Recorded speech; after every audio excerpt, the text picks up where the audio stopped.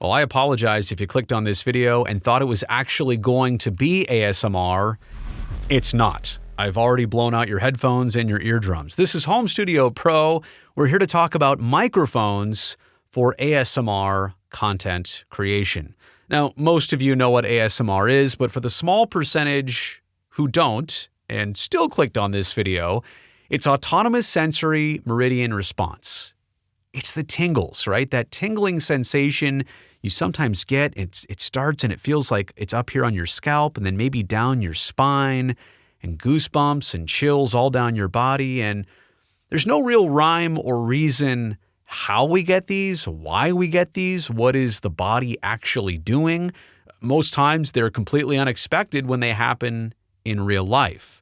But a lot of people tune into specific YouTube videos that are made and enjoyed for this very purpose, to get the full experience of ASMR. And when you tune into these videos, by the way, it's a huge genre of content here on YouTube. It's usually somebody brushing the microphone, making that brushing sound, or maybe even popping the plastic padding pieces right there, or somebody whispering into the microphone, or somebody scratching the microphone, or a lot of nail clicking. There's just a lot of noises that trigger this sense in humans that they enjoy, and there are some benefits. Some say it's stress reduction. Some say it helps them sleep. There are things people buy into in terms of healing with ASMR. I'm not here to judge or confirm or deny, but I definitely do know I've watched some videos, and it does give me the tingles, so something is working. But back to the microphones.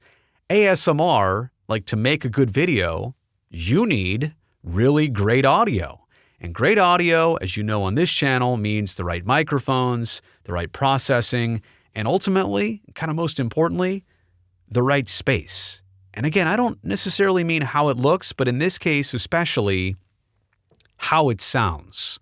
Because your volume and your gain is going to be turned way up to capture that low volume whispering. And so all the flaws of your room might be distracting, might be disturbing to some ASMR viewers.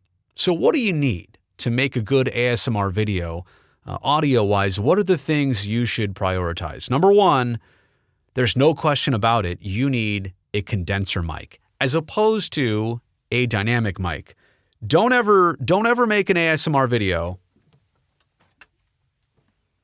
with the Shure SM7B, right? This one is not sensitive enough. It's not detailed enough. The reason that you need a condenser is because you need to pick up all the mouth clicks and the sounds and every last, bit of sensory information. That is what a condenser mic is going to pick up for you. It's not necessarily something that a dynamic will. So let's be clear, condenser mics only, powered mics only. Number two, you might need a stereo signal. Now, whether that is done with two microphones, like a U87 here and a U87 there, you whisper into this one, you whisper into that one, or if it's a microphone that has a pickup pattern of stereo, like one on each side, or it's an XY mic, it doesn't necessarily matter, but you generally, for good ASMR, you want to create a stereo signal. That way it replicates the effect of somebody talking into this ear when I lean this way, and somebody talking into this ear when I lean in that way. So stereo signal, ultimately important for the most part with ASMR. Okay, your microphone should also have extremely low self-noise. Now, I think that's obvious. And when I say self-noise, I mean no hiss. You are going to be cranking the gain on this microphone. So when you turn it all the way up, you want silence so that when I talk at this volume right here, right, that it's not overdone with hiss and room tone. You want it to be as quiet as possible. And part of your processing here at number 4 should be a natural signal chain. Now, there's some processing going on as you're hearing my voice through this microphone right now. Some would say even extreme processing. Thanks, by the way, to everybody who says the chain sounds great, but I would not necessarily process ASMR video like it sounds here now. There's way too much emphasis on compression and bass and low end. I would actually turn most of the processing off on this mic right now if I were making an ASMR video. And then last but certainly not least is you need a low reverb space to make your ASMR videos. Now, I've seen some tremendous ASMR artists making unbelievably compelling content, stuff that just keeps me vexed and fixated for 10, 15, 20 minutes at a time, and they're doing it in their bedroom, which is fine. I mean, their channels get a lot of views, a lot of hits, a lot of success, I'm sure a lot of revenue. But man, it would be so much better with a space that was at least a little bit acoustically treated. You think about the product and the end result. It's good enough, but it could always be better. And that's what we're here about on this channel, is to always up the value of things you create, including ASMR. So I really want you to think about, how can you deaden the room? How can you lower the reverberations in your room? How can you record this maybe kind of building a pillow fort around you, or in a space with a lot of books or curtains, in a space where when you snap or clap, it doesn't echo like a big long hallway or an empty bathroom, something like that. How can you eliminate your voice, even when whispering, bouncing from wall to wall to wall, or obviously other noises from around the house? How can you lower all the other noises so that they don't come across on the video? The ideal ASMR microphone.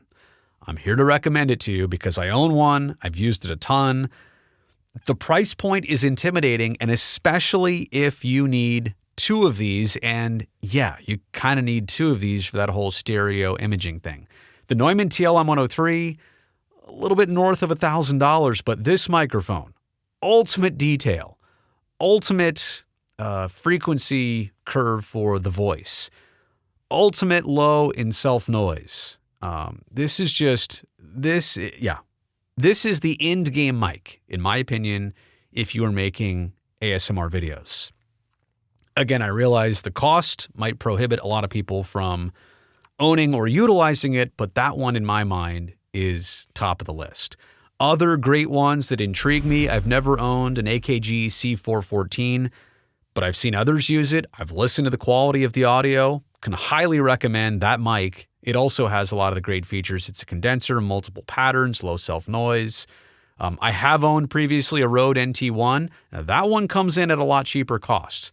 The 414, yeah, about the $1,000 range. The NT1 is about the $200 range. Now again, you do need two of these to do it right, but that NT1, condenser, low self-noise, great detail, it would work well for you. And also here, that odd-looking microphone setup on the far right next to me here, that is the FreeSpace Pro 2 by 3DO. And it does have a unique design like actual ears, but the microphones, as you would guess, are inside the ear canals, and that helps it create that binaural audio effect and that stereo imaging, which sounds so real when you listen to it back. And you'll see a lot of times ASMR artists will be whispering in one ear, whispering in the other ear. It really does replicate what the human head and brain computes into a stereo sound. So I've never actually used it. I've seen it used. I can highly recommend it based on the product that it creates. So I'm highly intrigued by those three. But that's all about the ASMR microphone side of things. Again, hopefully this video helped you, gave you some ideas. If you make ASMR videos, here's how to take it to the next level with those priorities I mentioned before. If this video provided you value, thumbs up on it. I greatly appreciate that. Also, subscribe to this channel. I've got lots more great home studio content coming your way right around the corner.